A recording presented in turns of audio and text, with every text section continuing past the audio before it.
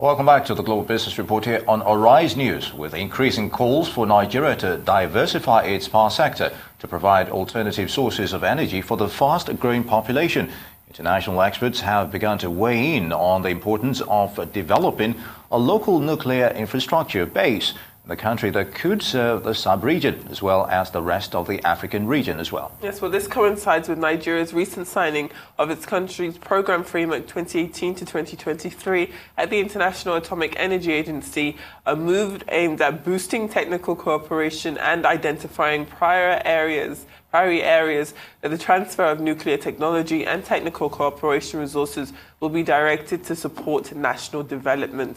Now, joining us from our Abuja studio to discuss this is American energy expert from the Carnegie University over in the States, Jessica Lovering. Dr. Lovering, welcome to the Global Business Report. Let's begin. Well, what is it that is fundamental about nuclear energy, and what are its differentiations from other kinds of energy, such as electricity and solar?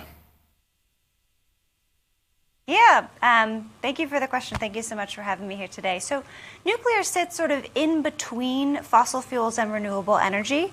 On the one hand, it provides kind of large-scale, reliable electricity. It's running 24/7, but it doesn't produce any air or water pollution when it's operating. So no carbon, no greenhouse gases, no particulates.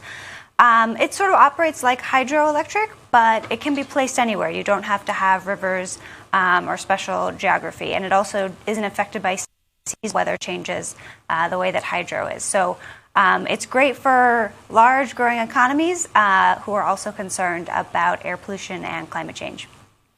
Indeed, Dr. Lovering, you made a point in your presentation recently at the Next Year Discuss about the increasing acceptance of nuclear energy across the world. Now, can you give us a picture of its adoption rate in the last 74 years since it was first developed? Yeah, so nuclear had a really big boom globally in the 70s and 80s, particularly in the U.S. and Europe, and that was due to the oil crisis. There was this need for a lot of energy all at once.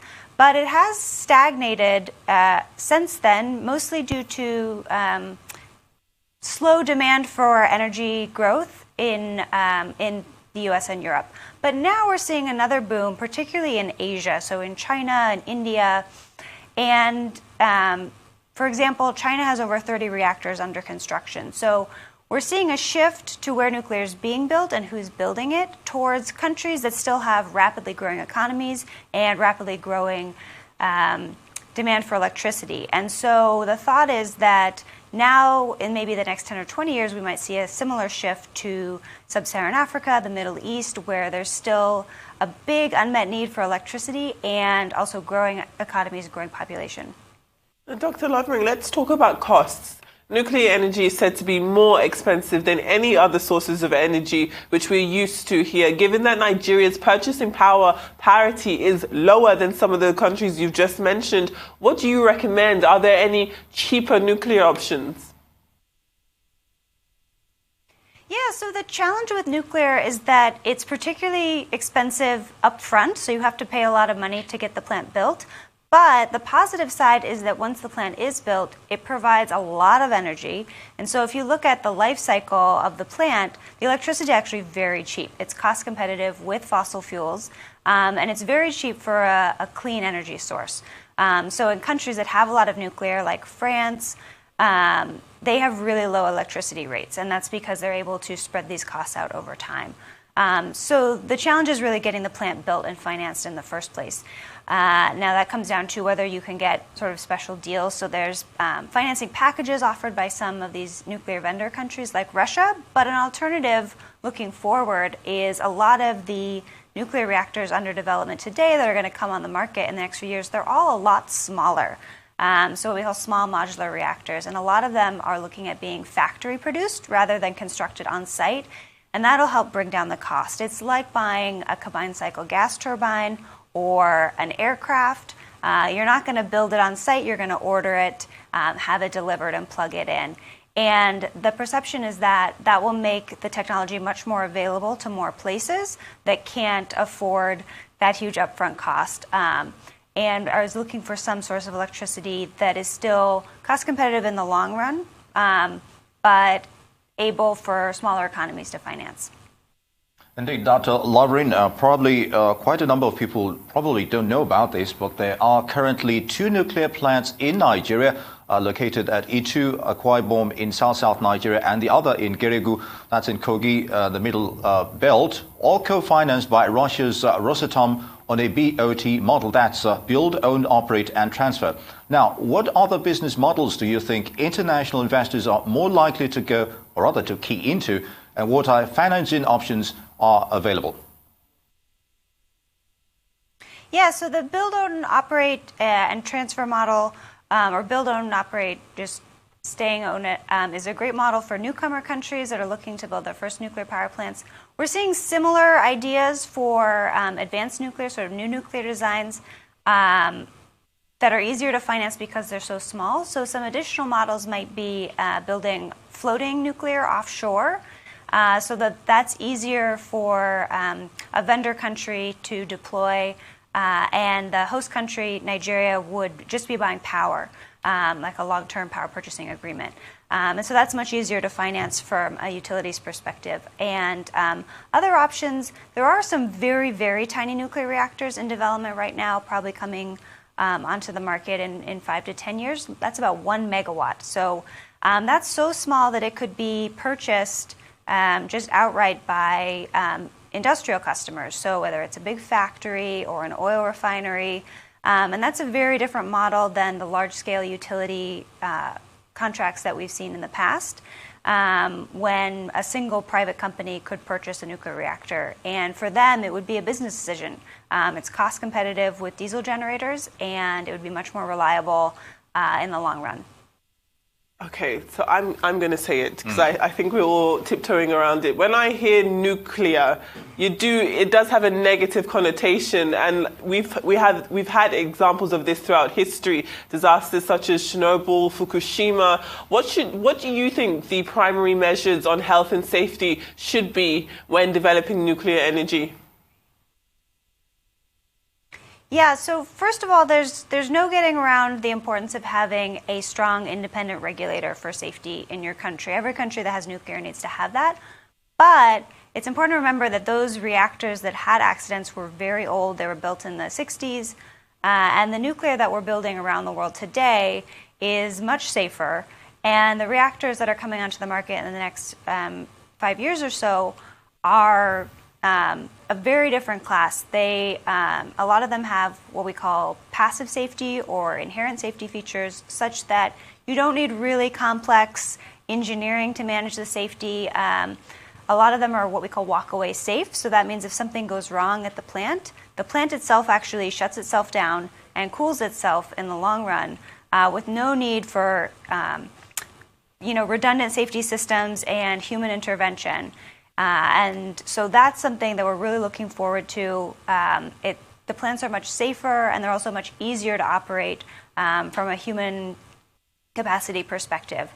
And so that actually opens up nuclear to a lot more places that maybe don't have a huge, highly trained workforce that could manage safety from, we call it safety culture, or from more of an active engineered safety systems. So I think looking towards the next generation of nuclear technologies really opens up what's possible in terms of where nuclear can be deployed in a very safe and reliable way.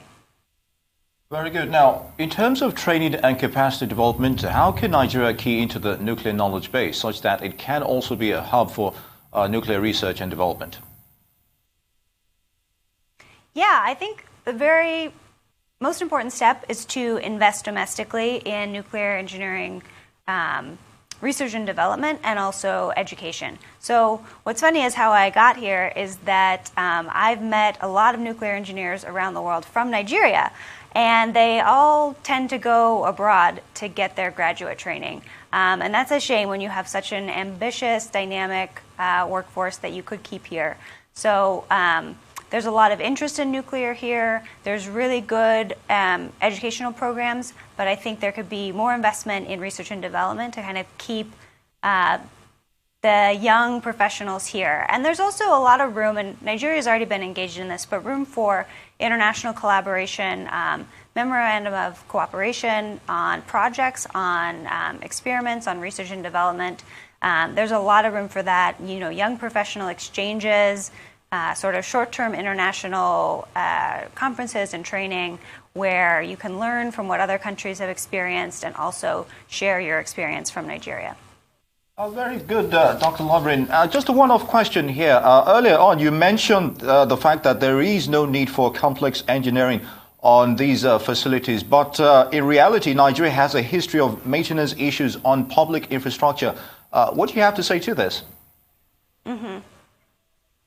Yeah, so something that's interesting about some of these plants is they're, especially the very small nuclear, is that they have lifetime cores. So what that means is the whole nuclear reactor gets delivered, fully fueled, and you don't open it up or need to do anything for maybe 10 to 30 years.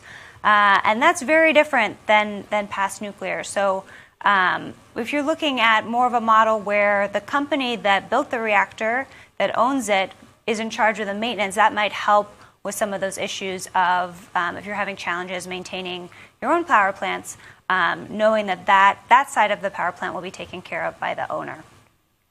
Well, Dr. Lovering, I'm hearing, and you can correct me if I'm wrong, that this is not just your first time in Nigeria, but it's also your first time in Africa. And I hear you'll be here for a week, and after which you'll be going on to Vienna on your nuclear tour. Tell us what you find most fascinating about Nigeria, very quickly.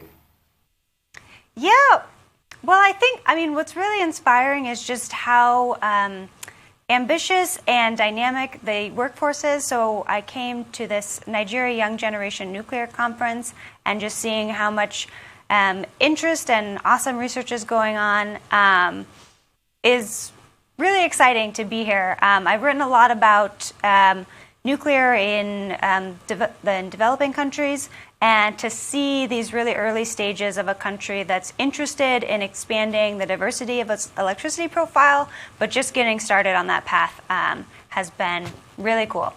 Dr. Jessica Lovering, thank you very much for speaking to us there from Abuja.